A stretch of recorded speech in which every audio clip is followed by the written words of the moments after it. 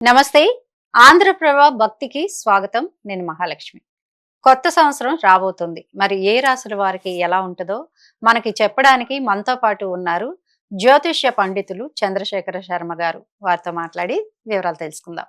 గురుగారు నమస్కారం. నమస్కారం అమ్మా.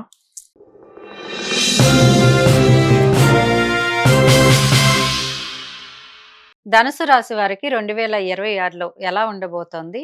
ఏం రెమెడీ చెప్తారు? మహాలక్ష్మి 2026 సంవత్సరంలో మనకు మొదటి తేదీని గమనించినప్పుడు సూర్యుడికి అనుకూలంగా ఉన్నటువంటి సంవత్సరం. తర్వాత ఉగాది నుండి చూసినప్పుడు బృహస్పతి మంగళునికి అనుకూలమైనటువంటి సంవత్సరం కాబట్టి ఈ సంవత్సరంలో ధనుసు రాశి వారికి 14 ఆదాయం 11 ఖర్చు బాగా ఉంది.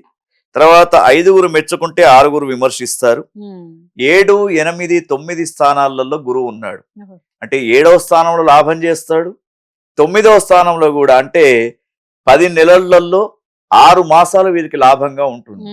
కాబట్టి కొత్త వ్యాపారాలు, విద్యార్థులకు ర్యాంకులు, విదేశాలకు వెళ్తూ చదువుకోవడానికి అవకాశం, మంచి ఉద్యోగ అవకాశాలు వచ్చే అవకాశం కూడా ధనుసు రాశికి కనబడుతుంది. అయితే ఒకటి ఏమిటంటే అర్ధాష్టమ శని ఉంది వీరికి. అర్ధాష్టమ శని ఉన్నప్పుడు కొంత వ్యాధులు సోకే అవకాశం, ముఖ్యంగా ఆడవాళ్ళకైతే మహిళలకైతే థైరాయిడ్ ఎఫెక్ట్ అనేది ఎక్కువగా ఉంటుంది. తర్వాత ప్రయాణాలు చేసేటప్పుడు జాగ్రత్తగా ఉండాలి వీరు. ఈ సంవత్సరం అంతా కూడా ఆకస్మికమైనటువంటి ప్రమాదాలు ఏర్పడే అవకాశం ఉంది వీరికి. తర్వాత రాహు కేతువులు కూడా మిశ్రమ ఫలితాన్ని ఇస్తున్నాయి కాబట్టి వీరికి 60% వరకు 2026 సంవత్సరం అనుకూలంగా ఉంది. అయితే వీరు శనివారం లేదా మంగళవారం ఆంజనేయ స్వామి యొక్క ఆరాధన, సుందరాకాండ పారాయణం అనేది చేసుకోవడం వీళ్లకు ఈ సంవత్సరం రెమెడీ. మకర రాశి వారికి 2026లో ఎలా ఉండబోతుంది? ఏం టిప్ చెప్పబోతున్నారు? చూస్తున్నటువంటి ఆంధ్రప్రభ భక్తి ప్రేక్షకులకు 2026 సంవత్సరంలో మకర రాశి జాతకం ఏ విధంగా ఉందనే విషయాన్ని మహాలక్ష్మి అడుగుతుంది. మకర రాశి జాతకులకు 2 ఆదాయం 8 ఖర్చు, కొద్దిగా చాలా జాగ్రత్తగా ఉండాలి. తర్వాత ఒకళ్ళు గౌరవిస్తే 6 విమర్శిస్తారు. అయితే ముఖ్యంగా మకర రాశిలో ఎక్కువ మంది రాజకీయ నాయకులు ఉన్నారు. ఇది కామన్ గా వాళ్ళకు ఉంటుందమ్మా.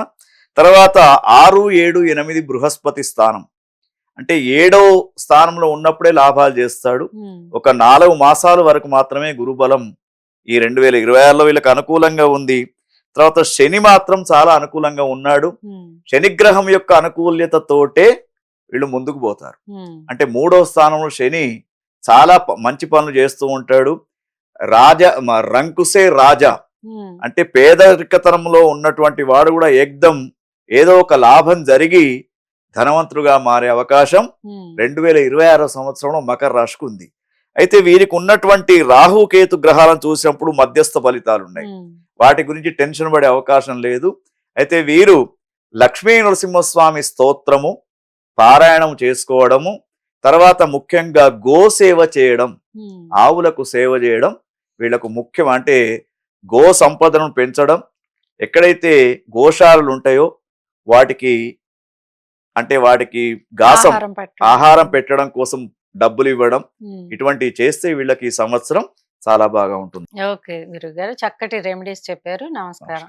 సో చూసారు కదా అండి, ఇలాంటి మంచి మంచి విషయాలతో మీ ముందుకు వస్తూ ఉంటాం. చూస్తూనే ఉండండి ఆంధ్రప్రభ భక్తి.